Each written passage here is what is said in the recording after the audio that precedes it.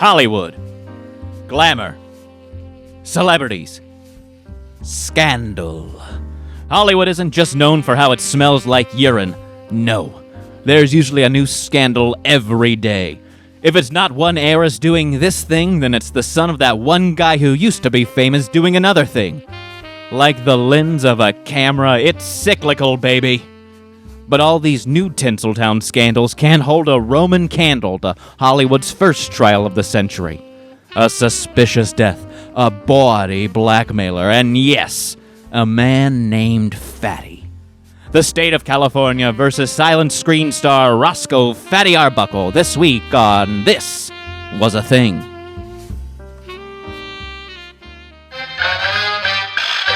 The Charleston and Gloria Swanson, Fatty Arbuckle's time spent in court.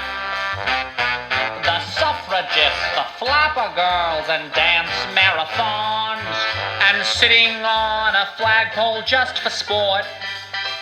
This was a thing, that was a thing. The Cotton Club where Ellington would swing. This, that, these, those were things. Hi, I'm Rob. And I'm Ray. And you're listening to This Was a Thing, the podcast that dives deep into the cultural happenings of yesteryear. Now, on today's episode, we're looking at the Roscoe Fatty Arbuckle scandal. This was a thing because in the 1920s, Hollywoodland was a dream to most outsiders. This scandal was one of the first things that made people realize the dream of the pictures had its own problems.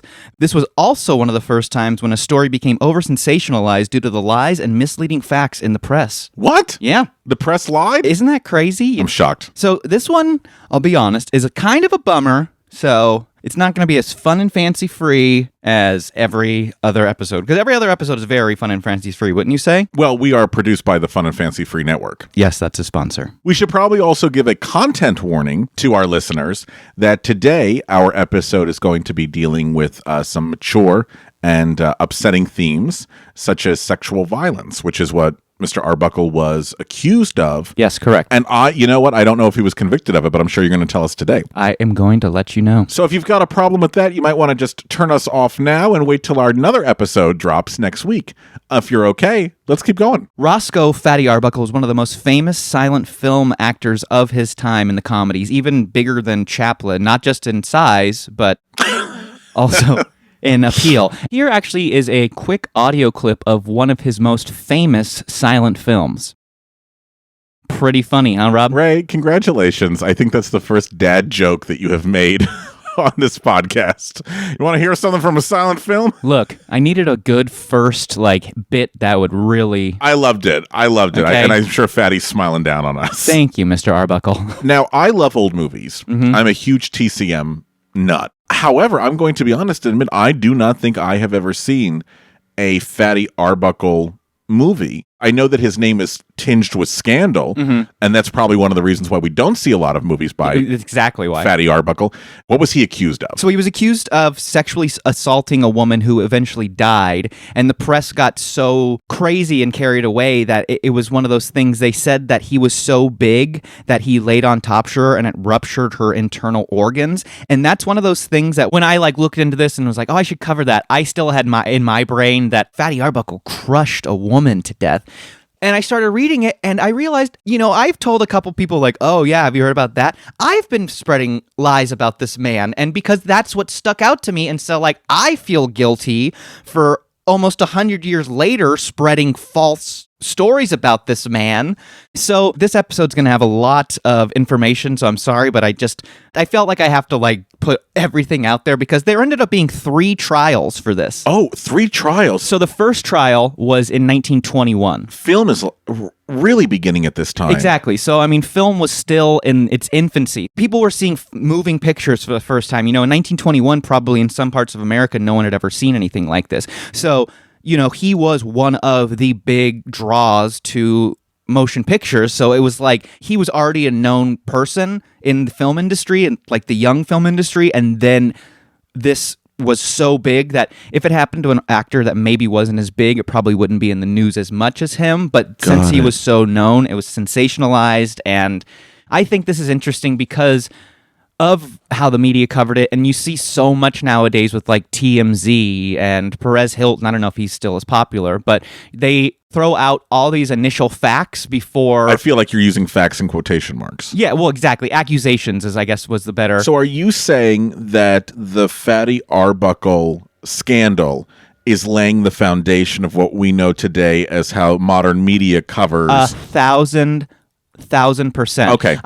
I look at this as the first big media scandal that everyone was covering nationwide, probably worldwide. I didn't look into. I'm sure this was an international so story. I mean, it's just like I said, there were a couple other scandals. One was like, here, well, let me just go ahead and just cover really quick the other 5 scandals, because there were about 5. So in 1920, silent film actress Olive Thomas died after accidentally drinking mercury bichloride, which her husband, matinee idol Jack Pickford, had been using as a topical treatment for syphilis. There were rumors that it had been a suicide. In February 1922, the murder of William Desmond Taylor. Yeah. In 1923, actor-director Wallace Reed's dependency on morphine resulted in his death. And then in 1924, actor, writer, director Thomas H. Ince died mysteriously aboard William Randolph Hearst's yacht, which William Randolph Hearst is going to be a big person that factors into this, and that was 24, so the trials ended, everything was around 1923, it kind of subsided, so the next year, the man who was helping ruin Fatty Arbuckle's career had his own incident involving a writer, actor, director on his yacht. So, and I'm sure that he was very keen on covering up facts on that. Anyway, let me just get into Fatty Arbuckle. Roscoe Conkling Arbuckle was born on March 24th, 1887 in Smith Center, Kansas, weighing around 13 pounds at birth. His father believed him to be illegitimate because both parents had slim builds. So because of this, he was named after New York Senator Roscoe Conkling, a known philanderer who his father despised. Oh. When he was 2, the family moved to Santa Ana, California, so he was closer to Hollywood. He started performing when he was 8 and continued to do so until he was 11, until his mother died, and then his dad said, no more to that, you have to get a job. So he went and got a job at a hotel. And I guess while he was working, he would just love to sing all the time. And someone there said, hey, there's an amateur talent show. You should, enter. This is one of those talent shows where the audience cheered or jeered, and if you were bad, a shepherd's crook would come out of the side and pull you off stage. Can't they just simply say, you have to leave now? No. He got up on stage and, started doing some singing and making jokes, and he started getting booed. And for fear of getting the shepherd's crook, he tumbled off stage, and everyone thought that was so funny. So because a big guy tumbled off stage, he ended up winning the competition. And that's what started his career in vaudeville. So in 1908, he married Minta Durfee, and they were a very strange couple because she was very short and petite, and he weighed 300 pounds. So are they fat shaming this guy? Is the press fat shaming him? I mean, they definitely get into his size. Roscoe. So he got famous starring in Mack Sennett's Keystone Cops comedies.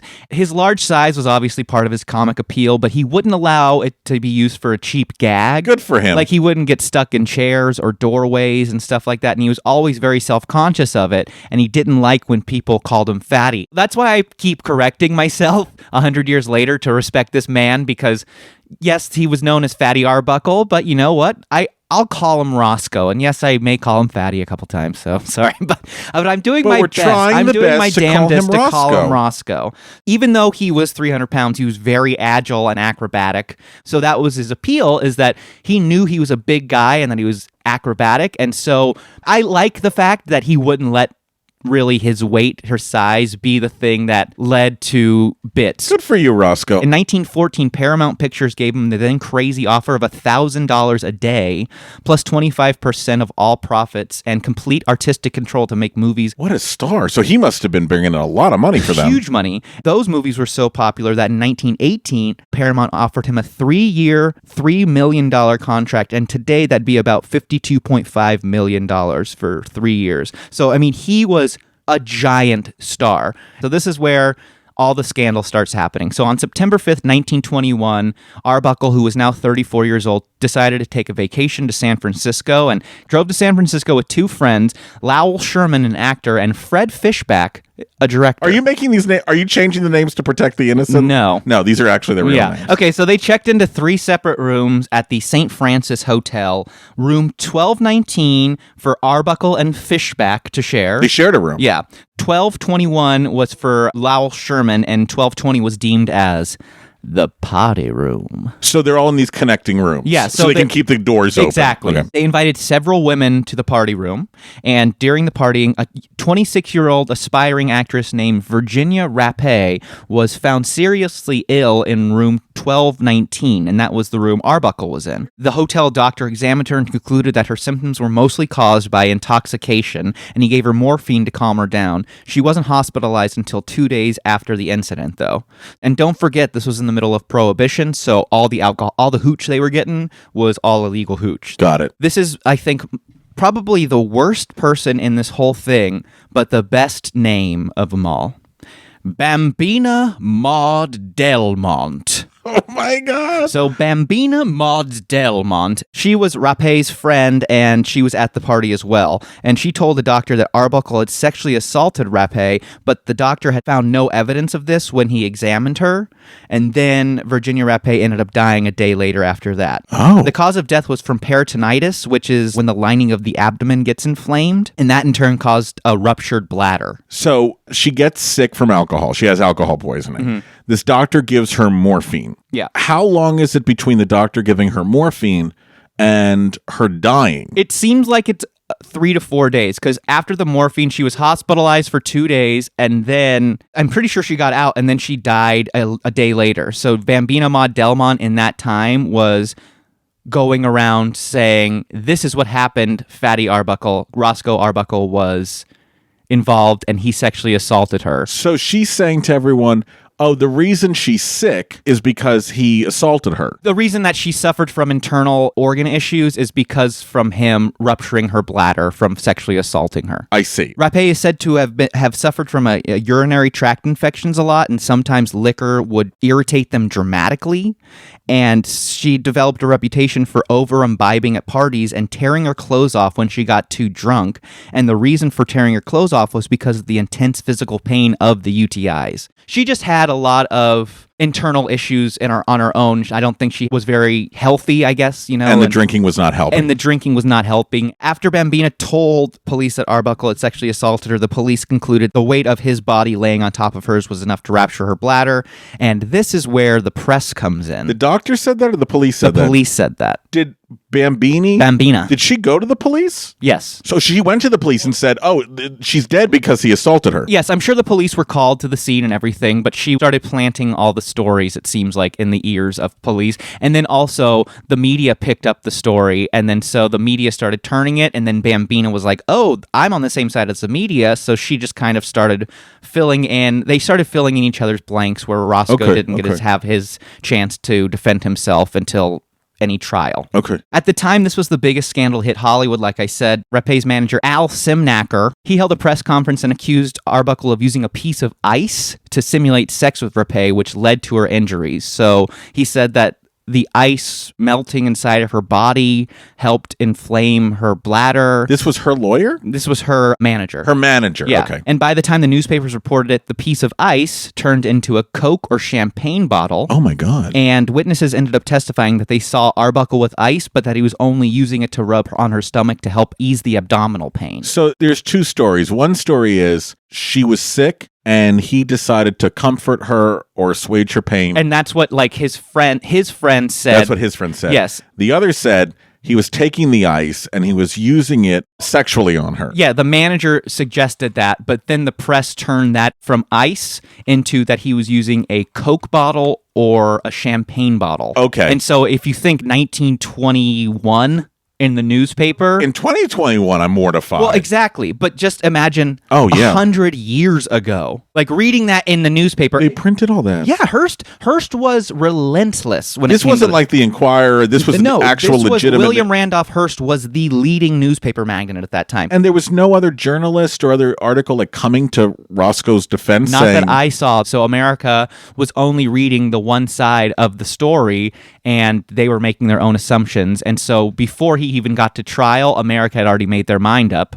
because it was such a covered story. Well, that happens all the time. Well, yeah, but this was the first time. But this is exactly. Everyone that knew Arbuckle knew him as a good-natured guy. He was shy around women, and he'd been described as the most chaste person in pictures. So he was not known for being one of the playboys of Hollywood, if you will. Even still, studios executive ordered Arbuckle's industry friends not to publicly speak of him, fearing it would cause negative publicity. And so the studios controlled the actors back then.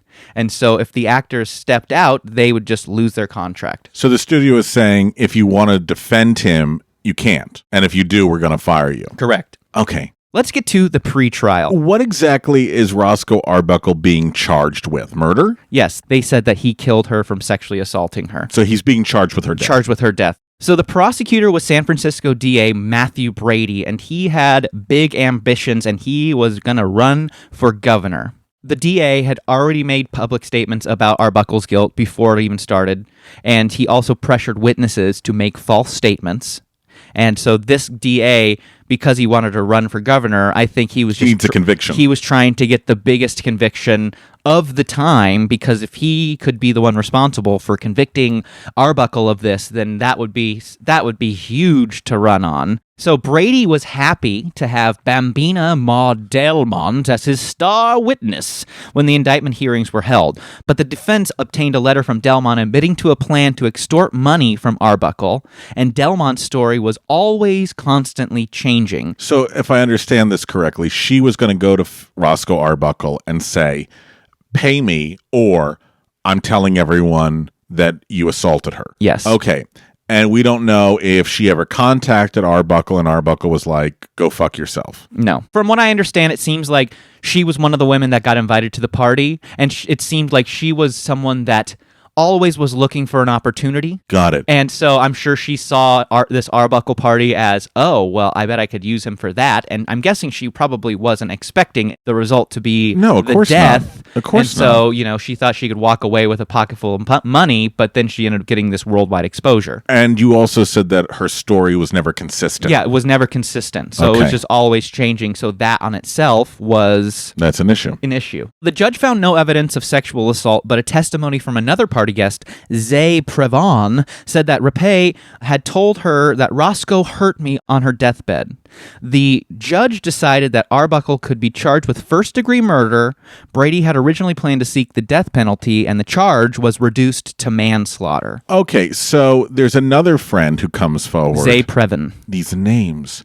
And Zay Prevon says, Virginia told me on her deathbed... Roscoe hurt me. Okay. So here's the first trial. The first trial? Yes. There's 3 trials. The first trial began on November 14th, 1921 at the city courthouse in San Francisco.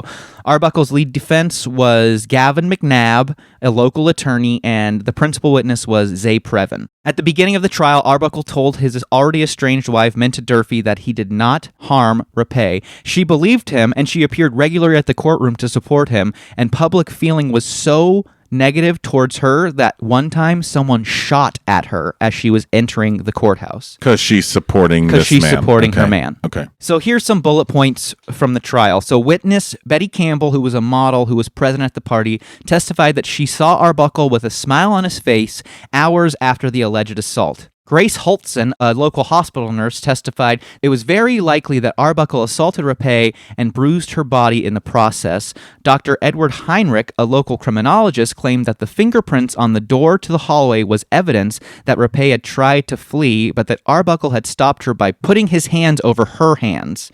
Dr. Arthur Beardsley, the hotel doctor who examined Rappe, testified that an external force seemed to have damaged the bladder. But when Arbuckle's attorney took the floor, he was able to get Betty Campbell to admit that Brady had threatened to charge her with perjury if she didn't testify against Arbuckle. He got people to cast doubt on Dr. Heinrich's claim to have found fingerprints on the doorway. McNabb produced a maid from the St. Francis Hotel who testified that she had thoroughly cleaned the room before the investigation took place. So there couldn't have been fingerprints. Yeah, there couldn't have been fingerprints. Roscoe's lawyer got Dr. Beardsley to admit that Rappe had never mentioned being sexually assaulted while he was treating her. And he got Nurse Houston to admit that the rupture of Rappe's bladder could have been the result of cancer, and that the bruising on her body could have been due to the heavy jewelry she was wearing that evening. So on November 28th, Arbuckle testified as his defense final witness. He was simple, direct, unflustered in both direct and cross-examination. In his testimony, Arbuckle claimed that Rappe, who he testified he had known for 5 or 6 years, so they knew each other, I guess, going into it. He testified that she came into the room around noon that day, and that sometime afterwards he went to his room, 1219, to change clothes after May Taub asked him for a ride into town. So May Taub was just another party guest that was there. How many people are in this fucking party? I mean, they had all the free illegal hooch, so of course people were going up there. In his room, Arbuckle discovered Rappe in the bathroom vomiting into the toilet. He then claimed Rappe told him she felt ill and asked to lie down, and that he carried her into the bedroom and asked a few of the party guests to help treat her. When Arbuckle and a few of the guests re-entered the room, they found Rappe on the floor near the bed, tearing at her clothes and going into violent convulsions. To calm Rappe down, they placed her in a bathtub full of cool water. Arbuckle and Fishback then took her to room 1227 and called the hotel manager and doctor. And at this point, those present thought Rappe just was very drunk, including the hotel doctors, and they probably assumed Rappe would just sleep it off, and Arbuckle drove the other party guest into town. So he thought, okay, she's probably fine. She's probably just drunk. So he probably didn't think anything of it because the hotel doctor came in and all this stuff. So he felt, okay, well, if a medical professional said she's fine, I should just leave her. During the whole trial, the prosecution presented medical descriptions of Rappe's bladder as evidence that she had an illness, and in his testimony, Arbuckle denied any knowledge of Rappe's illness, so he had no idea about it. Arbuckle maintained that he had never physically hurt or sexually assaulted Rappe in any way during that party, and that he had never made an inappropriate sexual advance to any women in his life. There were over 2 weeks of testimony with 60 prosecution and defense witnesses, including 18 doctors who testified about Rappe's illness. On December 4th, 1921, the jury returned after being deadlocked for 5 days. After nearly 44 hours of deliberation, the result was a 10-2 not guilty verdict, which resulted in a mistrial. So because it's a mistrial, they can charge him again. So there's a second trial. Great segue.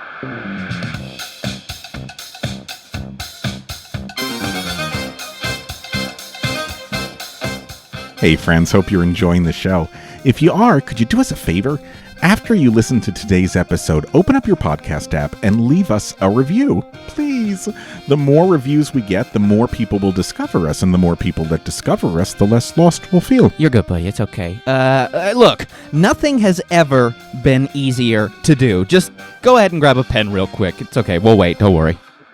Okay, head on over to your podcast app, click those 3 dots in the lower right-hand corner, click Go to Show, scroll down till you see ratings and reviews, then leave us some stars and a comment or two so our parents know that it was worth all the tuition that they spent. And if you really love us, head on over to patreon.com and send us some money, and in return, you will get access to merch, special episodes, bonus content, pictures of me shirtless. Okay, that's patreon.com.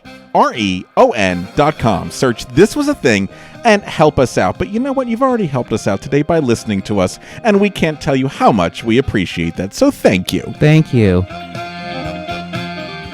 Second trial. So the second trial began on January 11th, 1922, and there was a whole new jury, but the same prosecution and defense teams. Now, this is hard because the prosecution and the defense in the first trial have already shown each other their hand. Exactly. So, same evidence presented, but this trial, a key witness, Zay Previn, testified that the DA Brady had forced her to lie in the first trial. A Culver Studios security guard, Jesse Norgard, testified that Arbuckle had once shown up at the studio and offered him a cash bribe in exchange for the key to Rappe's dressing room. Arbuckle said that he wanted to play a joke on the actress. Norgard said that he refused to give the key. Wait a minute. He knew her? It seems like they had known each other because in the first trial it came out that they knew each other for 5-6 years. So when they would see each other in San Francisco, it does make sense that, oh yeah, come on up, Virginia. From what I read, she was more of a chorus girl than a lead, but she still seemed to have a dressing room.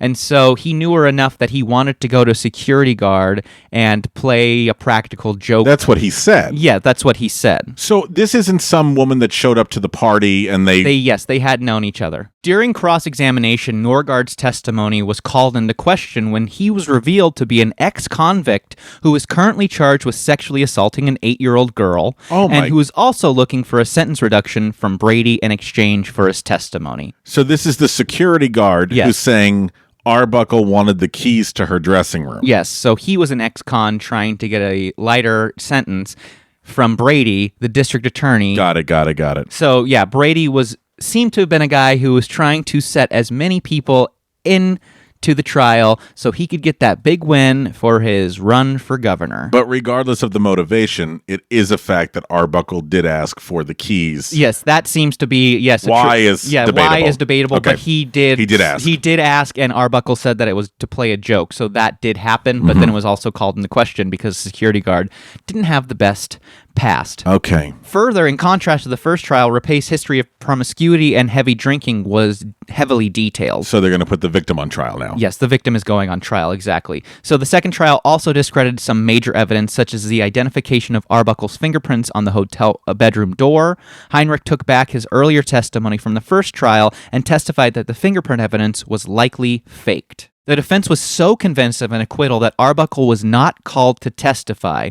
His lawyer, McNabb, made no closing argument to the jury. Some jurors interpreted the refusal to let Arbuckle testify as a sign of guilt. After 5 days and over 40 hours of deliberation, the jury returned on February 3rd, deadlocked with a 10-2 majority in favor of conviction, resulting in another mistrial. Oh my God. Wow. Yeah. By the time of Arbuckle's third trial, his films had been banned. The stories in the newspapers for 7 months were of Hollywood orgies, murder, and sexual perversion. This was almost like the first thing that showed that Hollywood had deceitful figures in it. You know what I mean? Like, where nowadays all you think about is, yes, Hollywood has some great things, but it's full of garbage people. And this was, I think, one of the first things that showed the world, oh wait, Hollywood has shitty people just like every other profession out there. Bambina Maude Delmont at this point was touring the country giving one-woman lectures as the woman who signed the murder charge against Arbuckle, and she was lecturing on the evils of Hollywood. So people were paying to go see Bambina Maude Delmont give lectures because of the things they were reading in the newspapers. This is kind of like when the O.J. Simpson trial happened and everybody wrote a fucking book. Exactly. Millie Delmont, what's her name again? Bambina Maude Delmont. I cannot remember this name to save the life Rob, of me. I've written this name so many times in this fucking article that I say it into my head just when I'm pouring coffee in the morning. Bambina Maude Delmont. Okay, so she's off giving lectures across the country about the sins of The Hollywood. evils of Hollywood. Was she at the party? Yes, she was. She was the leading figure. She was the one who was giving police the information because she was there. So Miss Sanctimonious over here, she also is making money off of this experience. And she was going to a party with these horrible Hollywood types and engaging in illegal activity. Exactly. Which was drinking liquor. Okay. Keep up the great work, Bambina. The third trial began March 13th, 1922. This time, Arbuckle's defense went in with a guns ablazing. His attorney, McNabb, completely tore apart the prosecution's case with long and aggressive examination and cross-examination of each witness. McNabb also managed to get in more evidence about Rappe's lurid past and medical history. Another hole in the prosecution's case was opened when Zay Previn, a key witness, was out of the country after fleeing police custody and unable to testify. As in the first trial, Arbuckle testified as the final witness and again maintained his denials in his heartfelt testimony about his version of the events at the party. And Buster Keaton is said to have been in the courtroom and provided important evidence to prove Arbuckle's innocence. Bambina Maude Delmont was involved in prostitution, extortion, and blackmail. And Keaton was the one who brought that evidence into the third trial because he had been around Hollywood enough to know of what this woman is all about. Bambina. Right? I knew it. So it all goes back to this woman who was just the one who was trying to find ways to make money off of rich people, and it just didn't go the way she was planning. So during closing arguments, McNabb reviewed how flawed the case was against against Arbuckle from the very start, and how Brady fell for the outlandish charges of Bambina Maude Delmont, who McNabb described as the complaining witness who never witnessed, because she was there, but she never saw any assault. The jury began deliberations on April 12th and only took 6 minutes to return with a unanimous not guilty verdict. 5 of those minutes were spent writing a formal apology to Arbuckle for putting him through the whole ordeal. It was something that very rarely happens in the American justice system, and the jury statement was read by the jury foreman. And I'm going to read the whole thing because this happened in a jury. A jury foreman wrote this.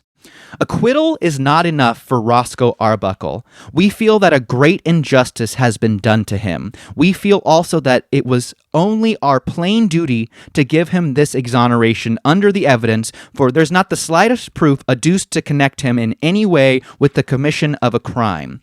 He was manly throughout the case and told a straightforward story on the witness stand, which we all believed.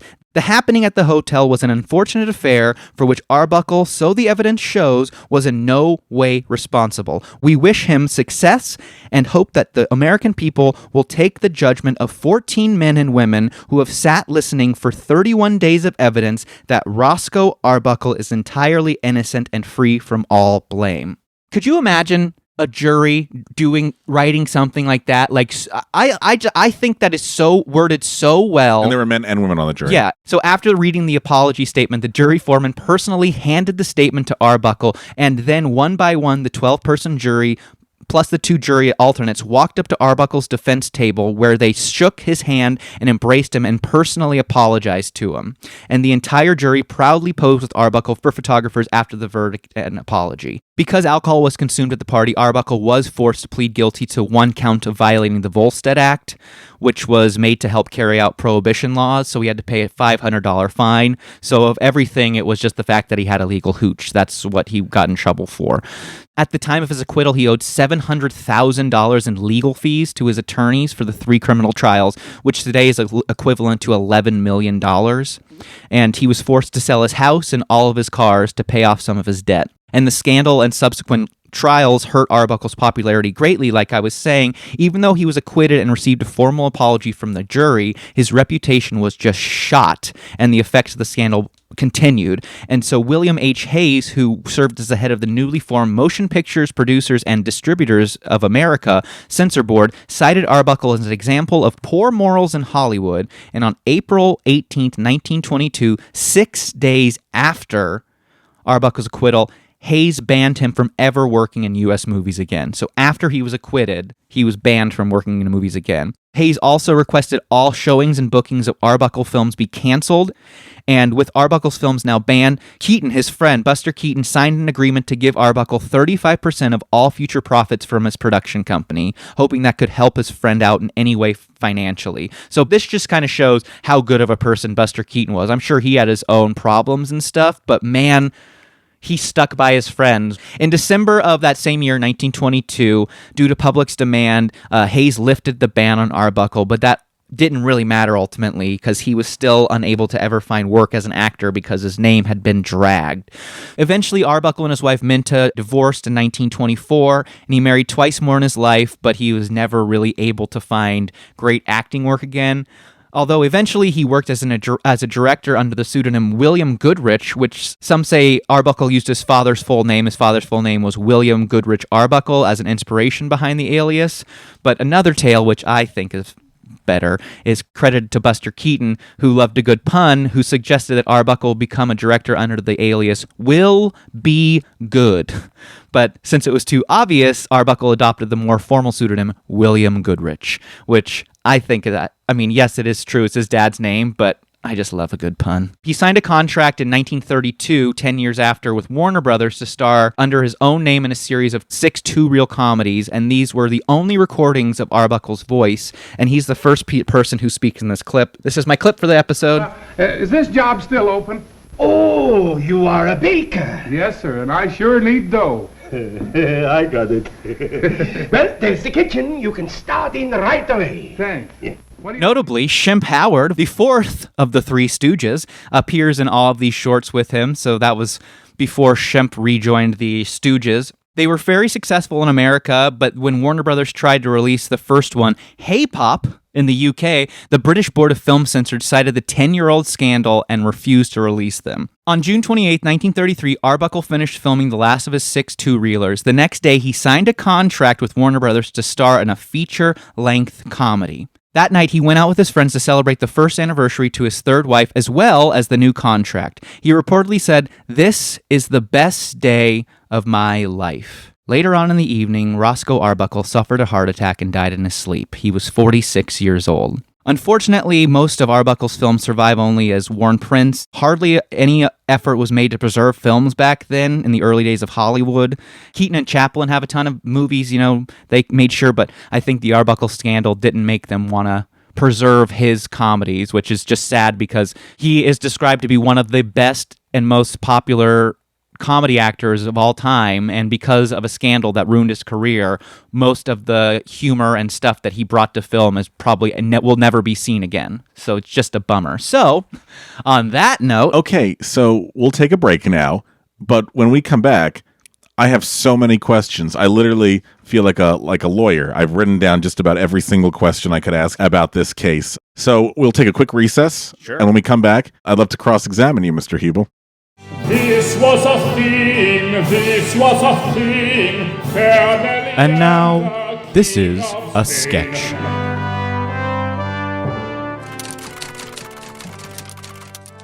All right, what do you got for me? This is TMZ. We need the juicy scoop. Well, Bambina Maude Delmont was seen outside of the Roosevelt Hotel. She's on her tour talking about how bad Hollywood is, see? How bad Hollywood is. She should be on a tour talking about how bad my mother-in-law is. Good one, bosso. You don't even have a mother-in-law, you confirmed bachelor. They say. What did Lady Delmont say? Any scoop on the Fatty Arbuckle trial? Nothing, but our cameraman caught up with her outside the Roosevelt Hotel after the premiere of Buster Keaton's Why Are You Always Hitting My Face? Bambina Maude Delmont, where are you going? I'm going to pray for the lost souls of Hollywood and my dear late friend Veronica. Virginia? That's what I said, and mark my words, I will be at that trial every day just to hear the jury say, guilty. Yes, W.C. Fields is guilty. Fatty Arbuckle? Exactly. Now, if you'll excuse me, I need to score some bathtub gin and shoot Clorox right into my patootie. Boy, that Bambina Delmont is the cat's pajamas, isn't she? Hey, speaking of cat's pajamas, I hear that Theda Barrow only sleeps on sheets made of dead kittens. Hollywood land. A place where even now I'm uncomfortable by over half the things I know. Thank you. This was a sketch. Okay, we're back. So some of the questions I had, you actually had answered as we went along, which was, what did Bambina have to gain in all of this? Because she had only met Virginia a couple of days, I think, before they went to this party together. So they weren't close friends. It didn't seem like they were close, and it seemed like Bambina knew how to get into certain parties that she wouldn't have access to normally. And then the question was answered because obviously she was trying to extort money from Arbuckle. She seemed to have this reputation of briberies, was a word that I think was associated with her quite Blackmail. often. Okay, so I understand that. Did they ever check to see if she actually had cancer? They didn't ever check for it, no, but they said that later on it could have been, her ruptured organs could have been caused by cancer or an abortion. She also had cystitis, I think. So she had all of the... Okay, and when they were like, oh, she might have had an abortion, and we have to remind our listeners, of course, back then, abortions back then were incredibly unsafe. Yeah, I mean, it was awful. And many, many women died from the ramifications of having an illegal abortion. And many of the times organs would be punctured and destroyed. Now, when they said, oh, this might have been the case, they couldn't look at her organs anymore because they had already buried her? And I think it was just... they were not in good condition to be able to check them. Okay. The prints on the doorknob I'm confused about because they were like, well, the maid cleaned the room. How many maids clean doorknobs? The maid's going to vacuum, she's going to dust, and she's going to make the bed. She's not going to clean the doorknobs. It's one of those things that maybe this was an expensive hotel, and I don't know. But yeah, the fingerprints thing was the thing that got me the most confused. Okay, and maybe I missed this. So it sounds like the party was held in rooms that were adjoining each other, and they just kept the doors open so people could easily pass in and out. In one of those rooms, is that where this alleged assault took place? Yes. So they just closed the door. Is that what happened? I'm guessing they closed the door. I'm guessing that they were okay with closing the doors, and everyone knew what a closed door meant if there was like a sock on the doorknob. But then there's also, later on, it says that room 1227 comes into play, and that she was brought to room 1227. And in like the research and stuff, that room was only brought up. So I don't know if that was just an open room that they were like, hey, we need to get her away from the party, just so maybe, loud noises or stuff, so she doesn't get interrupted. I see. And they had the money where I'm sure they could get another hotel room to put someone in just to rest. And this Zay Previn said on her deathbed, Virginia revealed to her, Roscoe hurt me. Yes. Anything about Zay Previn we should be aware of? Zay Previn was the one who, for the second or third trial, skipped the United States and left because of lying, and Brady was trying to get them to lie in trial. So Brady was putting pressure on her. But so let's go back if I can. Was Brady saying to her, yeah, I know she made this confession to you, but boy, it would really help us if you told us that she said more than that. It seemed like Brady was giving them leading answers, if you will. But his only concern was getting a conviction, it seemed like. Sure, but the Roscoe hurt me statement, what I'm asking is that an accurate statement and he asked to embellish on that? Or are we saying that maybe that statement was never made at all and he's making Zay Previn say that? It seems like that may have never been said. In the second trial, she testified Brady had forced her to lie in the first trial, and then in the third trial, she skipped town. And the first trial is where she said Roscoe. Yes, exactly. She said Roscoe said he hurt the first trial. So the first trial is where most of the big false claims were made. Now, obviously, thank God we live in a time where sexual assault is taken much more seriously than it was back 100 years ago. Did they ever do any sort of examination of Miss Rappe to see if she had been sexually assaulted? It seems like they didn't do any examination beyond. So the initial hotel doctor said that there didn't seem to be any evidence of a sexual assault.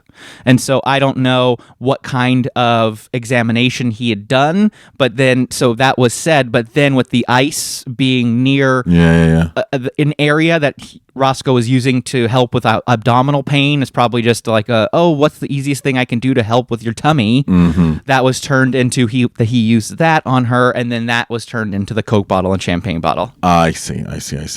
So here's a question that I have that you might not know the answer to, and maybe our listeners will know the answer and they can help us out.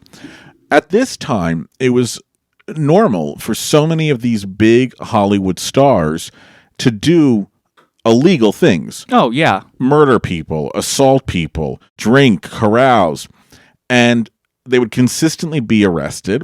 So here's my question. Is there so many individuals at the studio, we have found out in later years, protected their moneymakers by bribing district attorneys and bribing police officers and all that stuff, bribing newspaper writers? Why did the studio not protect Arbuckle? Why didn't they just pay Bambina off? Why didn't they pay the doctors off? Why didn't they pay the hotel off? I never found anything about that. But if I had to, make an uneducated guess, I would say probably because at this point the newspapers had already taken it and sensationalized the story. And here's the thing, maybe other stories didn't involve the accidental death of a woman. So that, maybe could be... No, well, a lot of these stories involve the purposeful deaths of people. I know, but I think that since...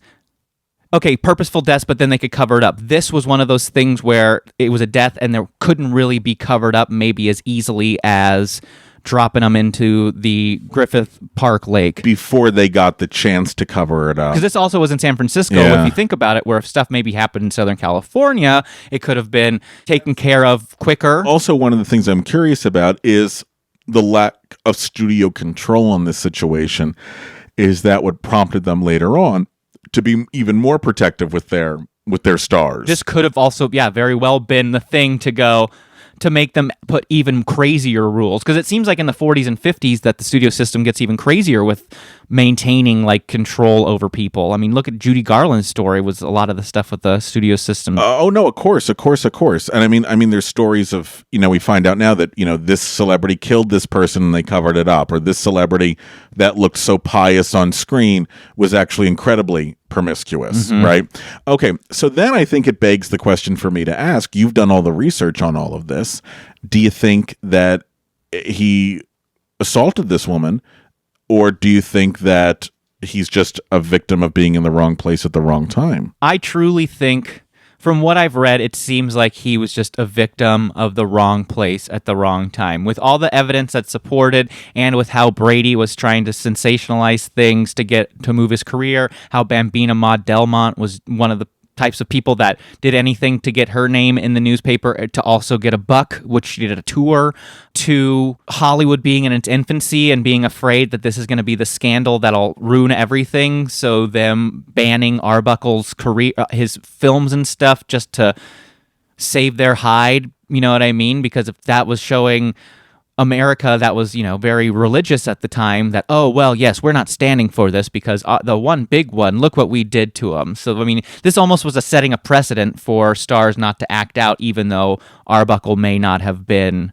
guilty. And at this time, actors did have that reputation of, like, actors are less than. Yeah. How many things did you see where there'd be signs in a hotel, no pets or actors allowed? And that would be legitimate. Okay, I am so torn on this. I am so torn. I just feel like I don't know. Here's the thing. I don't know enough. I don't know if he did anything bad, or, he could have but it just seems like with all the surrounding characters that had worse motives and worse history, there's so many factors that made this case blow up. I don't think it sounds like a proper autopsy was not done exactly on her. The thing that I was hanging on to, but it sounds like I just have to discount at this point, was the fact that Zay Previn said that Virginia admitted to her, Roscoe hurt me, but now that seems like that ended up being a lie. And it seems like that was that seems like a very good planted line to be said in the first trial. Yeah. From what I understand, Brady to be capable of. Yeah. I mean, I'm not taking into account the character witnesses for him,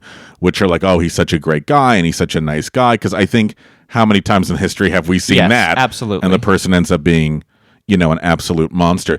Did the district attorney ever become the governor? No, he did not. Of course, great. Yeah. Okay, great. I don't think this helped in his long, illustrious career outside of being a DA. I'm also kind of hung up on the fact that, like you said, this guy was making millions of dollars a year, and when he goes up to San Francisco, he wants to share a room with the guy. I don't know. I have no proof, but apparently there's not a lot of proof in this particular case, and we'll never know. We'll never know. But obviously, this was a thing because it really started off the trend of how to cover a Hollywood scandal.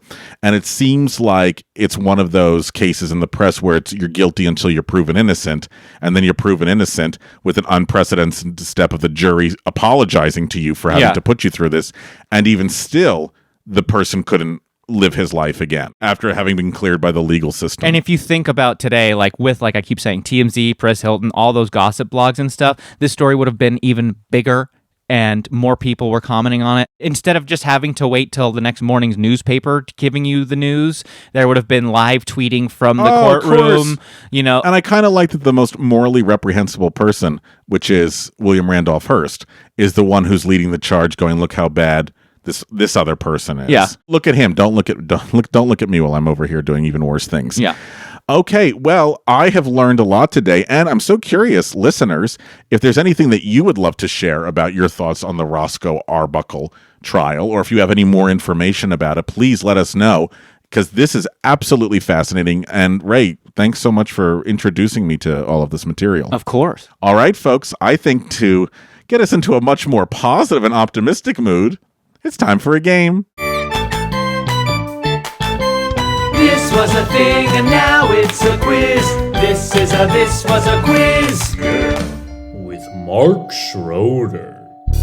Fatty Arbuckle made me laugh. Make you laugh? Yes, Mark Schroeder. The man made me laugh all the time. He's not the first person to be involved in someone's death. Why are you looking at me? Rob? Why are you looking at me? Why are you looking at Ray? Unless Ray opened his big fucking mouth again. This game is called I Know What You Did, Rob Schneider, and Who You've Killed. Comedy. Celebrities have kind of been a little lucky when it comes to, skirting real consequences for some of their actions. Oh, I remember one time I got cut off in traffic by Miss Carol Burnett. And sought revenge. I pulled my ear next time I saw her. Mm-hmm. And pulled hers right off. I am not so glad we had this time together. There are a lot of celebrities out there who have done some horrible things. And Yes. in addition to Fatty Arbuckle may or may not have, but Yes. there's a lot of ones that have done terrible things. Yes. And I've compiled a list here and a little bit of a game called It's Curtains for You. Can you say acquaintance? It's Curtains for You. Thank you. I'm going to read a clue about a famous person who was linked to another person's death or attempted death. Rob and Ray, you're going to work together to identify this person. These are all people that you will know. He was charged with attempted murder in 1988 after assaulting 2 Vietnamese American men on the street, knocking one unconscious with a wooden stick. Mark Wahlberg. Mark, how soon we forget Wahlberg. Exactly right. Never forget about Marky As long Mark. as he's making people money, they're going to look the other way. Marky Mac. When this actress was 15, her mother shot and killed her alcoholic father in an act of self-defense. What? Say it again. When this actress was 15, her mother shot and killed her alcoholic father in an act of self-defense. Charlize Theron. That is correct. I never knew that. Yes. Yeah, pretty wild story. Did she witness that? Was she there? She was there, yeah. Apparently Oh my- he had a gun and they were on the other side of a door and he was Oh trying my to shoot into the God. bathroom where they I were. didn't know that. This professional boxing money man was convicted of second-degree murder in 1967 after stomping someone to death over a $600 debt. Don King? Yeah. Don King. In 2014, this former Olympian was found guilty of culpable homicide and reckless endangerment with a firearm. Blade Runner. Oscar Pistorius. Oscar Pistorius is correct. This 3-time Emmy Award winner and director of the TV adaptation of August Wilson's The Piano Lesson pled guilty to manslaughter in 1967 after killing a man he claimed attacked him with a knife. Charles Dutton. Yes, this professional athlete narrowly avoided legal charges after another car collided with her SUV before she cleared the intersection, killing a 78-year-old man and injuring another person in the second vehicle. Would that be gubernatorial candidate Miss Caitlyn Jenner? Incorrect. This is Venus Williams. Oh. Venus Williams. Really? Yes. This R&B singer was never formally charged, but settled multiple lawsuits out of court after rear-ending a car on the 405 freeway at 65 miles an hour and killing the driver. Would this be prom date of Kobe Bryant? Brandy? You bet your bottom dollar. You know your celebrity deaths. In 2013, this former New England Patriot was charged with first-degree murder in addition to 5 gun-related charges for the murder of a friend, Odin Lloyd. Aaron Hernandez. Aaron Hernandez is correct. Crazy documentary. On the night of November 6th, 1963, 2 days after her 17th birthday, this former First Lady of the United States ran a stop sign and struck another car, killing its driver. That would be First Lady and Librarian Laura Bush. That is correct. Shh, I killed somebody. That's her as the librarian telling you. And finally, in 1993, this rapper was charged with first-degree murder after a member of a rival gang was shot and killed by his bodyguard, McKinley Lee. 93. Snoop Dogg? Snoop Dogg is correct. I think... Oh, you didn't get the Venus Williams, but I think you cleaned up otherwise. 90%. Way to go with your morbid celebrity murder knowledge, boys. Thank you. You're prime suspects in all these cases now, based on your knowledge, and we'll see you down at the LA You'll never Department. get me alive, copper! Ah! Any other you can think of, Rob? Yeah, any other murders out there? Robert Blake. Yeah, big one. Yeah, Phil Spector. Phil Spector. OJ. Allegedly. OJ allegedly. Well, thank you so much for that. Friends, if you have any thoughts on the Fatty Arbuckle trial, because it's still pressing on our minds after 100 years, It won't go away. hit us up. Let us know what you think. Innocent, guilty, framed. Fatty. What was her name? Maude? Bambina Maude Delmont. Thoughts on her, who's the equivalent of her today. And let us know what you think, and we will talk to you all very, very soon. See ya. Wouldn't want to be ya. Bye-bye now. See ya, Maude.